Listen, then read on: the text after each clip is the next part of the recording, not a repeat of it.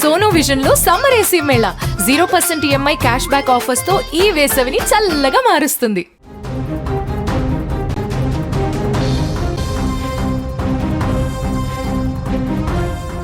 తమిళనాడు రాజకీయాల్లో క్షణక్షణానికి మారుతున్న పరిణామాలు సంచలనం సృష్టిస్తున్నాయి. దళపతి విజయ్ ముఖ్యమంత్రిగా ప్రమాణ స్వీకారం చేశారనే వార్తలతో నిన్నటి వరకు కోలాహలంగా ఉన్న ఆయన నివాసం నీలాంగరై ఇప్పుడు ఒక్కసారిగా నిశ్శబ్దంలోకి వెళ్లిపోయింది. ఎన్నికల ఫలితాల తర్వాత విజయ్ను కాబోయే ముఖ్యమంత్రిగా భావించి పోలీసులు కట్టుదిట్టమైన భద్రత కల్పించారు. నీలాంగరైలోని ఆయన నివాసం వద్ద 3 అంచెల భద్రతతో పాటు విజయ్ ఎక్కడికి వెళ్లినా భారీ పోలీస్ కాన్వాయ్ నీడల వెంట ఉండేది. కనీసం ఆయన ఇంటి వీధిలోకి కూడా ఎవరిని అనుమతించేవారు కాదు. కానీ బుధవారం రాత్రి సీన్ మొత్తం మారిపోయింది. విజయ్ పోలీస్ కాన్వాయ్ను ఉన్నతాధికారులు వెనక్కి పంపించడంపై ఏం జరుగుతుందనే ఉత్కంఠ నెలకొంది. ఇక ఇదే విషయంకి సంబంధించి మరింత సమాచారం మా బ్యూరో చీఫ్ విజయ్ అందిస్తారు. విజయ్ చెప్పండి, అసలు తమిళనాడులో ఏం జరుగుతోంది? విజయ్కి సీఎం స్థాయి సెక్యూరిటీని ఇచ్చి మళ్ళీ వెనక్కి తీసుకోవడానికి రీజన్ ఏంటి? తమిళనాడు సీఎంగా విజయ్ ప్రమాణ స్వీకారం చేస్తారా చేయరా? విజయ్ ప్రభుత్వాన్ని ఏర్పాటు చేస్తాడా చేయరా? విజయ్ ఎప్పుడు ప్రమాణ స్వీకారం చేస్తాడు? అసలు నిజంగా ఇప్పుడు జరుగుతున్నటువంటి పరిణామాలు చూస్తే తమిళనాడులో ముఖ్యంగా విజయ్ సినిమాలు మనం సినిమాల్లో చూస్తుంటాం. ఎన్నో రక్తి కట్టించేటువంటి సన్నివేశాలు మనం చూస్తుంటాం. ఎందుకంటే ట్విస్టుల మీద ట్విస్టులు సినిమాల్లో ఉంటేనే ఆ సినిమా బంపర్ హిట్ అవుతుంది, ఆ సినిమా సక్సెస్గా రాణిస్తుంది.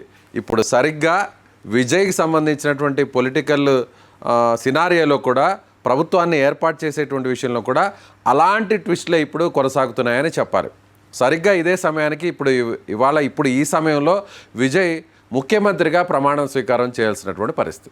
అందరూ ఆల్మోస్ట్ 99% ఇక విజయ్ సీఎం కాబోతున్నాడు, ప్రమాణ స్వీకారం చేసేస్తున్నాడు అంటూ కూడా అందరు కూడా అనుకున్నటువంటి పరిస్థితి. కానీ కట్ చేస్తే తమిళనాడు గవర్నర్గా ఉన్నటువంటి రాజేంద్ర పర్లికర్ ఇచ్చినటువంటి ట్విస్ట్ అటు విజయ్కి షాక్ ఇచ్చింది.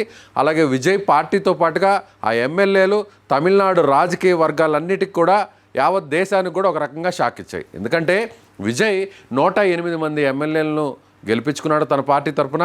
అలాగే కాంగ్రెస్ పార్టీ మద్దతుతో 5 మంది మొత్తం కలుపుకుంటే విజయ్ దగ్గర 113 మంది ఎమ్మెల్యేలు ఉన్నారు. ఇక 5 నుంచి 6 మంది ఎమ్మెల్యేల సపోర్ట్ ఉంటే సరిపోతుంది.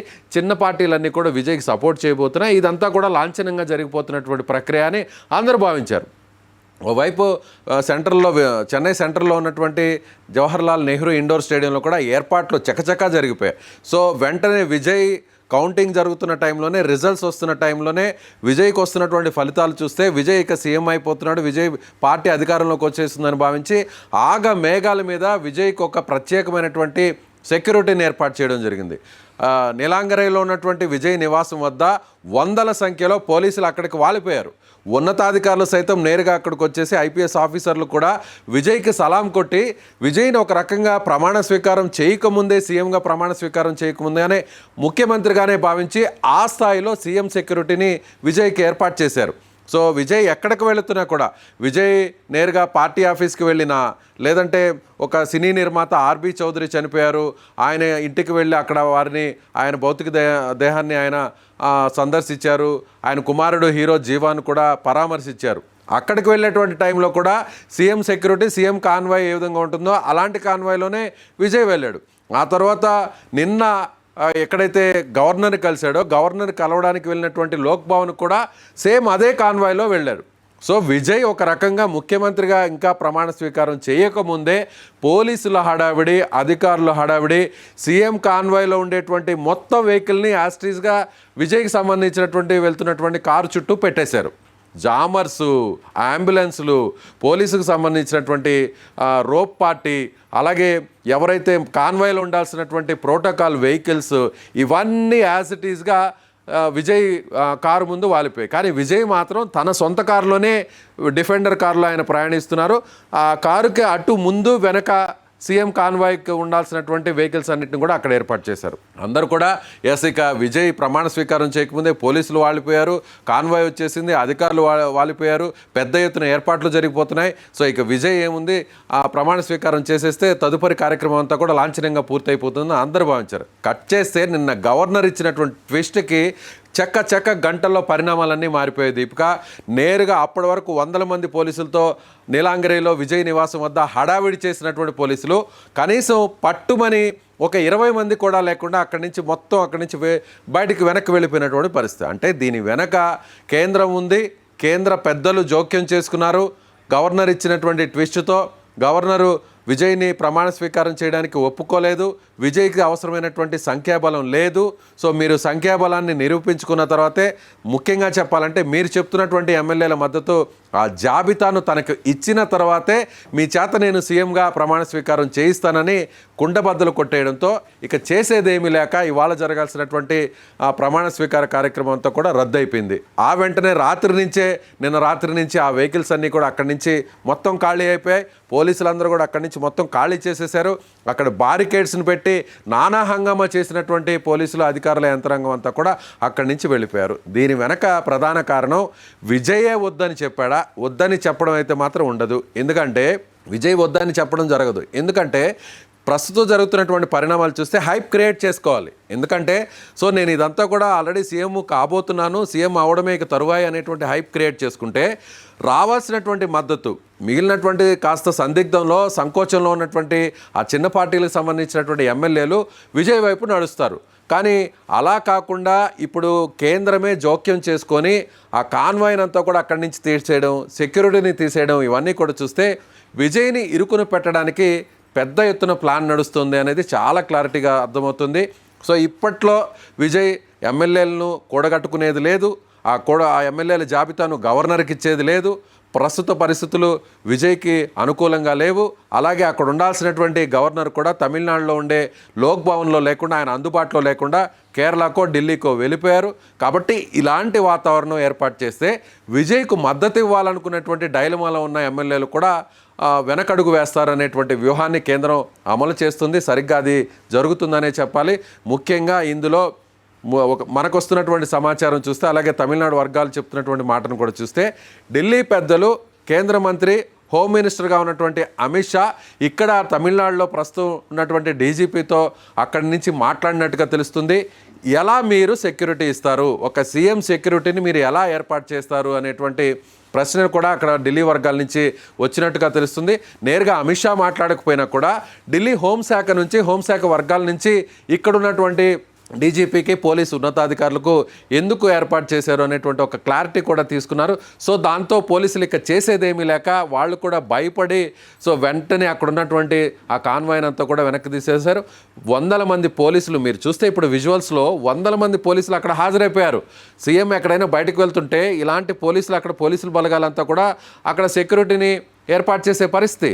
సో ఇప్పుడు ఇప్పుడు అక్కడ ఉన్నటువంటి నైట్ ఉన్నటువంటి ఆ విజువల్స్ని ఒకసారి మీరు చూస్తే మొత్తం ఖాళీ అయిపోయింది. ఎక్కడ బారికేడ్లు కనిపించట్లేదు. కేవలం విజయ్కి సంబంధించినటువంటి కార్యకర్తలు, అభిమానులు ఏమైనా అక్కడికి వస్తున్నారు తప్ప పోలీసుల సెక్యూరిటీ అయితే లేదనే చెప్పాలి. సో ఇది బీజేపీ బిగ్ షాక్ ఇచ్చింది, పోలీసులు కూడా బిగ్ షాక్ ఇచ్చారు.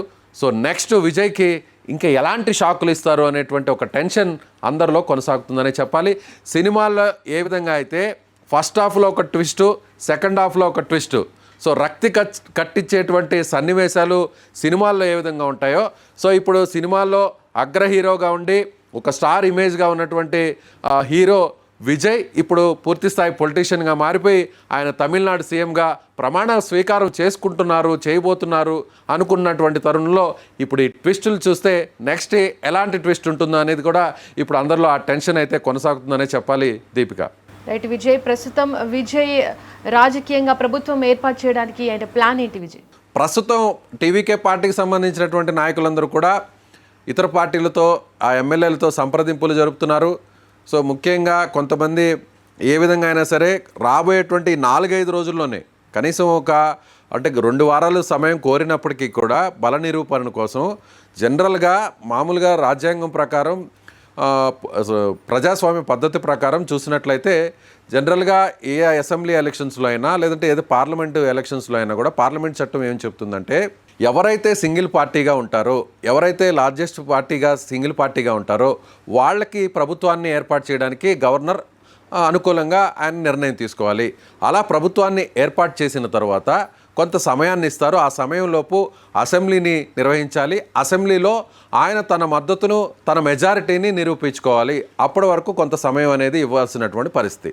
కానీ విజయ్ ఇప్పుడు సింగిల్ లార్జెస్ట్ పార్టీగా ఉన్నప్పటికీ కూడా, కేవలం అధికారానికి 5 మంది ఎమ్మెల్యేల దూరంలో ఉన్నప్పటికీ కూడా, గవర్నర్ తీసుకున్నటువంటి వివాదాస్పద నిర్ణయం మీద ఇప్పుడు తమిళనాడు రాజకీయాలన్నీ కూడా తిరుగుతున్నాయనే చెప్పాలి. అయితే విజయ్ పార్టీ పెద్దలు మాత్రం, విజయ్ మాత్రం వెంటనే సాధ్యమైనంత త్వరగా ఎమ్మెల్యేలను కూడగొట్టుకొని, అవసరమైతే ఇప్పుడు అన్నా డిఎంకే పార్టీకి సంబంధించినటువంటి కొంతమంది ఎమ్మెల్యేలు కూడా విజయ్తో టచ్లో ఉన్నారు.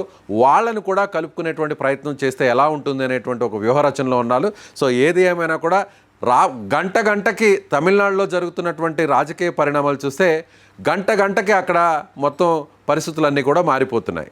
సో గంటకి ఏం జరుగుతుంది, నెక్స్ట్ ఎలాంటి ట్విస్ట్ ఉంటుంది అనేది అటు తమిళనాడు రాజకీయాలు చూస్తున్నటువంటి వారు, తమిళనాడు ప్రజలతో పాటుగా యావత్ దేశం, మన తెలుగు రాష్ట్రాల్లో ఉన్నటువంటి వారందరూ కూడా తమిళనాడు రాజకీయాలు, ముఖ్యంగా విజయ్ సీఎం అవుతాడా కాడా, దీని మీద అయితే మాత్రం ఆ సస్పెన్స్ ఇంకా కూడా కొనసాగుతుందనే చెప్పాలి. దీపిక, విజయ్ ప్రస్తుతం రాజకీయ విశ్లేషకులు చెబుతున్న మాట ఏంటంటే, విజయ్కి రాజకీయ అనుభవం లేదు కాబట్టే ఇటు అన్నాడీఎంకే పార్టీతోని మంతనాలు జరపలేదు అని, అందుకే ప్రభుత్వం ఏర్పాటుకి ఇంత కష్టమవుతుందని చెప్తున్నారు. మీరు అన్నట్టుగా ఎగ్జాక్ట్గా రైట్. విజయ్ కాస్త దూకుడు స్వభావంతో ముందుకు వెళ్ళారు. ఎన్నికలకు ముందు ప్రజల మద్దతును కూడగట్టడం కోసం ఒక నాయకుడిగా ఎలాంటి నిర్ణయాలైనా తీసుకోవచ్చు, ధైర్యంగా తీసుకోవచ్చు, సాహసోపేతంగా తీసుకోవచ్చు. ఏ పార్టీతో పొత్తు పెట్టుకోకుండా సింగిల్గా పోటీ చేయడం అనేది అది విజయ్ తీసుకున్నటువంటి ఒక మంచి నిర్ణయమే.